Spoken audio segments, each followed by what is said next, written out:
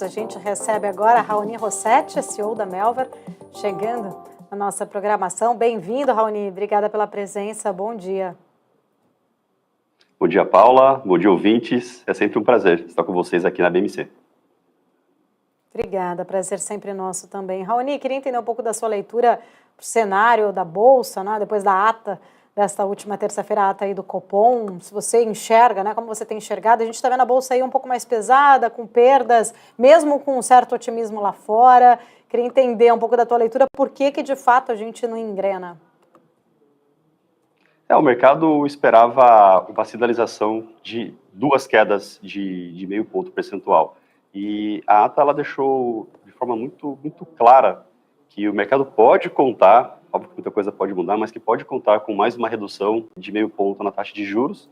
Só que daí em diante, né, foi colocado que o cenário base ele se mantém, mas que entram alguns fatores de incerteza, sobretudo em relação à desinflação global. E eu achei bem coerente os apontamentos e vale também lembrar, né, ouvintes, de que lá nos Estados Unidos a taxa de juros ela está se mantendo. Tem uma sinalização agora de 3 quedas de 0,25, mas o mercado espera uma redução que já era para ter... Era uma expectativa muito alta do início da redução a partir de março desse ano, e não está acontecendo lá fora. Então, nós também temos que levar em consideração a maior economia do mundo. Não adianta o Brasil ir reduzindo, e nos Estados Unidos esse vai não vai acontecendo. Então, eu achei bastante prudente o que foi dito. É óbvio que isso traz uma desaceleração do mercado racionário como um todo, afinal, taxa de juros mais altas, o apetite por ativos de risco ele acaba diminuindo, só que, apesar disso tudo, não teve uma grande alteração do que nós já sabemos em relação ao mercado interno, o mercado lá de fora. Então, ter um ajuste na curva de juros é óbvio que deveria ter, isso já aconteceu de uma forma um pouco mais acentuada ontem. Então, Paula, sem grandes movimentações e alterações de uma forma mais macro para a renda variável.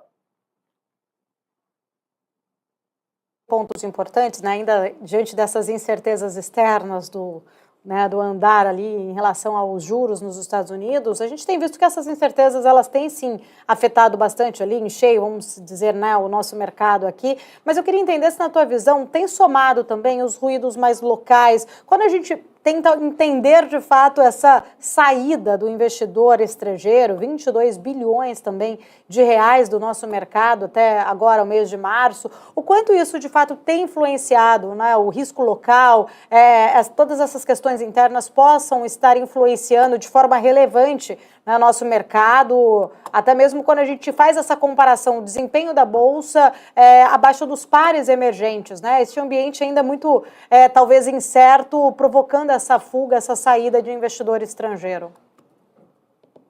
Quando a gente olha para 2024 de forma isolada, sim, estamos tendo uma saída de capital estrangeiro do Brasil. Se nós olharmos uma perspectiva de 3 anos, o saldo ele é positivo.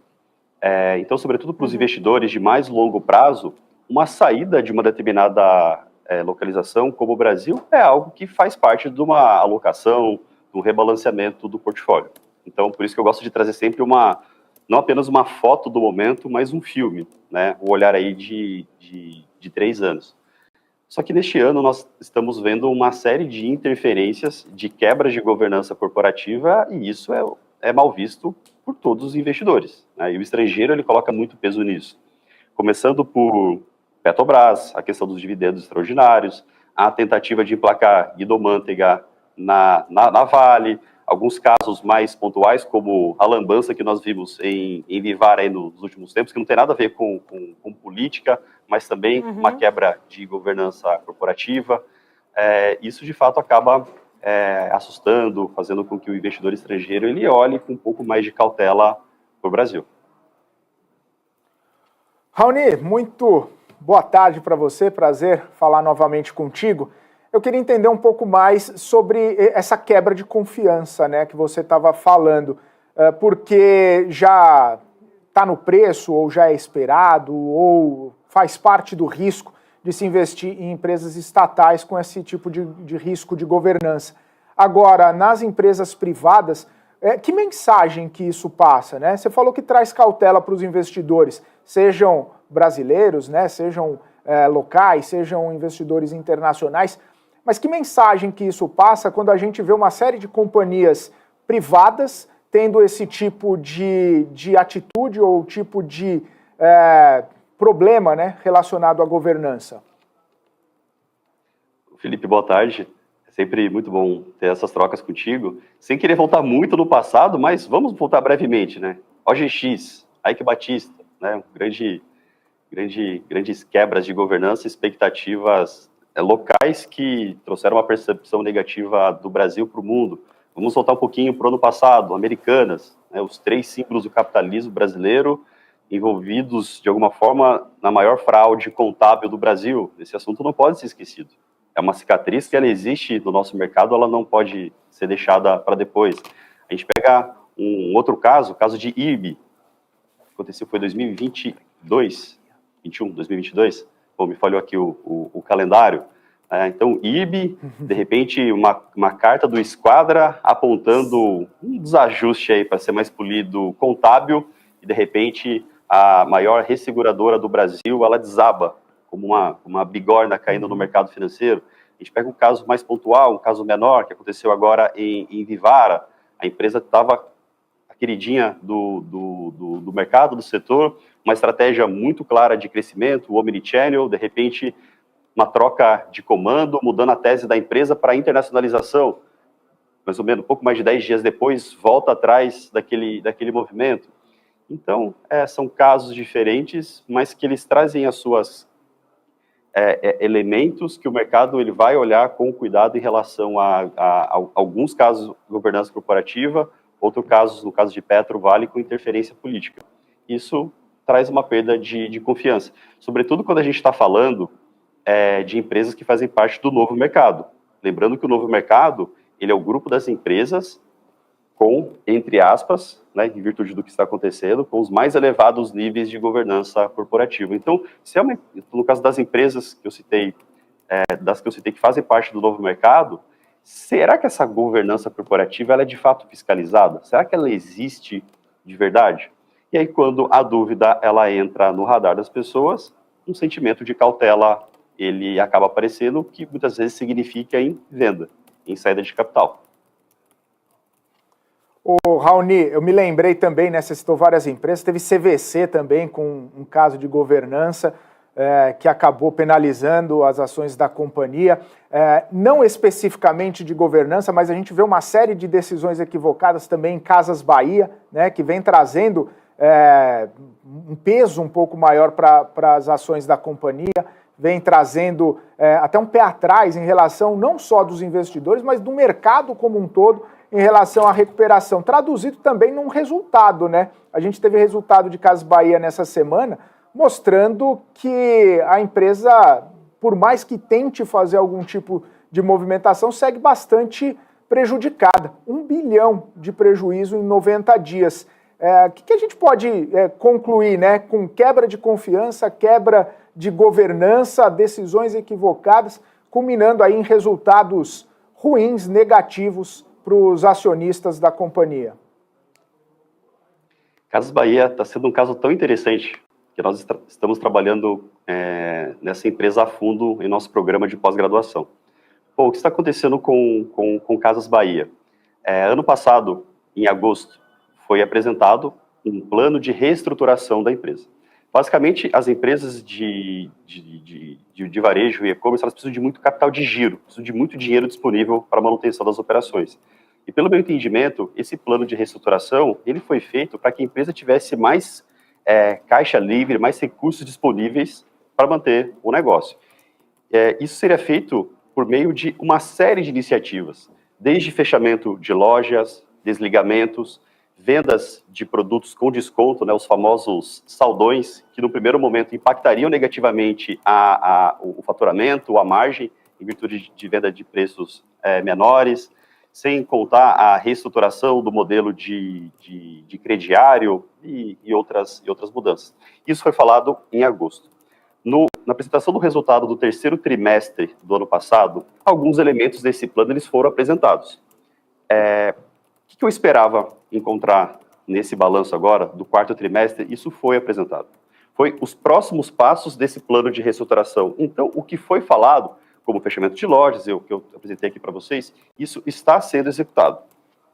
Primeiro ponto que eu queria trazer. Só que, em paralelo a isso tudo, a empresa ela precisa funcionar. E há cerca de 2 semanas, ela apresentou o processo de rolagem de dívida, né? O nome técnico utilizado foi o reperfilamento de dívida, que nada mais foi do que um novo prazo para início das amortizações, que será daqui 18 meses, o que faz com que a empresa ela tenha mais flexibilidade de caixa, dado que ela vai começar a pagar daqui 18 meses. Só que para pagar a dívida daqui 18 meses, é preciso ter resultado. E aqui que a empresa ela surpreendeu muito negativamente o mercado agora, foi a apresentação de 1 bilhão de prejuízo no quarto trimestre, que foi muito acima do que o mercado esperava. Só que vale a pena a gente lembrar que em 2023 o acumulado foi de 2,6 bilhões de reais. A empresa ela apresentou pelo 6º trimestre consecutivo prejuízo. E não é que pelo 6º trimestre consecutivo prejuízo. E não é que os trimestres anteriores eles tinham resultados formidáveis.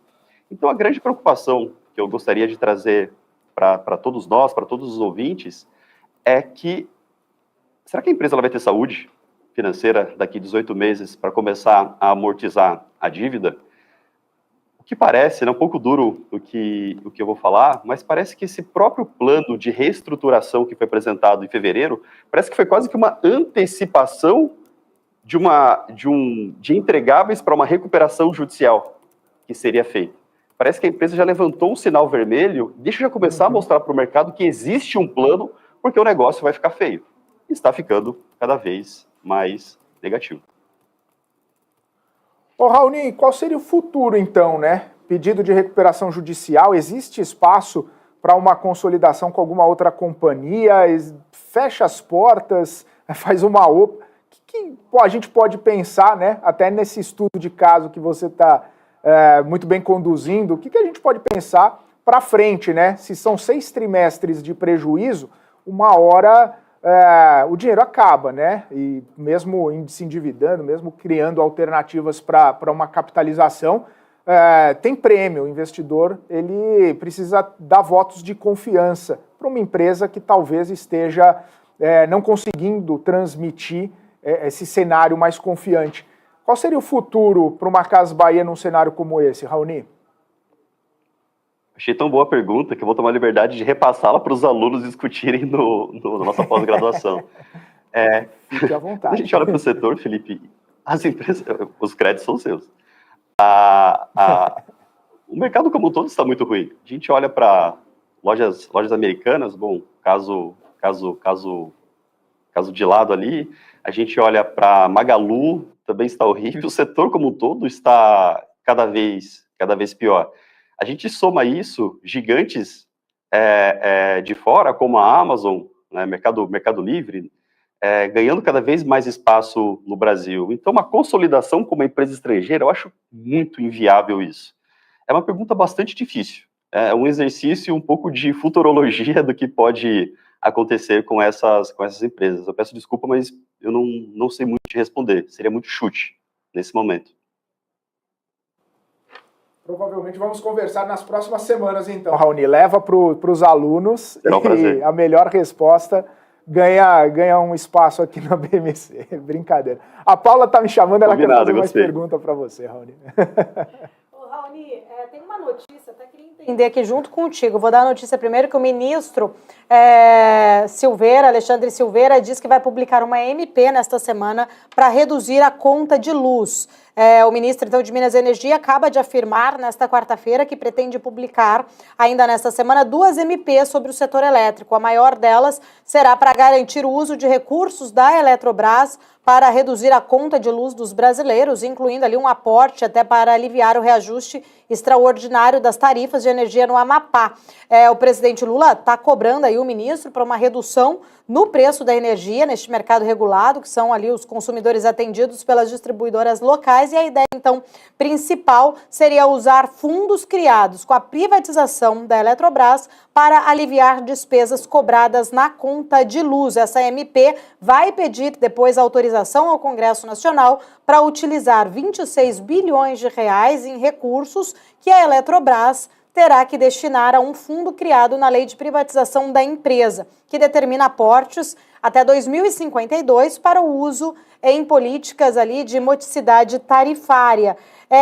Antes de trazer o Raoni, deixa eu só ver como que está o ativo agora com o Maurílio Goldner, para a gente entender, né, de fato, se está tendo alguma reação em Eletrobras. Depois a gente repercute mais aqui com o Raoni. Fala, Maurílio. Bom, a gente tem aqui, Paula, os dois papéis da Eletrobras caindo, né? As ações da Elet 6, que são as ações ordinárias, numa queda de 2,19%, e a Elet 3, né? E a Elet 6 com uma queda de 1,06% neste momento. E aí a gente nota aqui, quando a gente acompanha o gráfico, que o dia abriu no negativo, as quedas foram se aprofundando. Aqui nós temos separação por intervalos de 30 minutos, e só nessa última meia hora que está tendo uma reação do papel como um todo, mas é um dia também é um dia de quedas. O Elet 6, vamos abrir também, num movimento bem parecido também. Abriu neutro, uma queda mais impactante, e agora está tentando reagir, tentando subir mais um pouquinho aqui. Paula.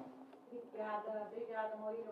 Deixa eu aproveitar o Raoni, já vou aproveitar, Raoni, repercutir contigo um pouco sobre esta notícia, até porque a gente estava falando agora há pouco, né, em empresas que sofrem interferência do governo. Apesar de a Eletrobras ser uma empresa privatizada, a gente enxerga, né, até uma reação e uma cautela, de repente, ali do mercado, tentando entender se de fato existe aí algum precedente, né, de intervenção governamental. Eu queria entender um pouco também da sua leitura, como você enxerga, né, uma MP vindo agora tentando aí usar um fundo, dar uma privatização da Eletrobras para segurar o valor da energia elétrica.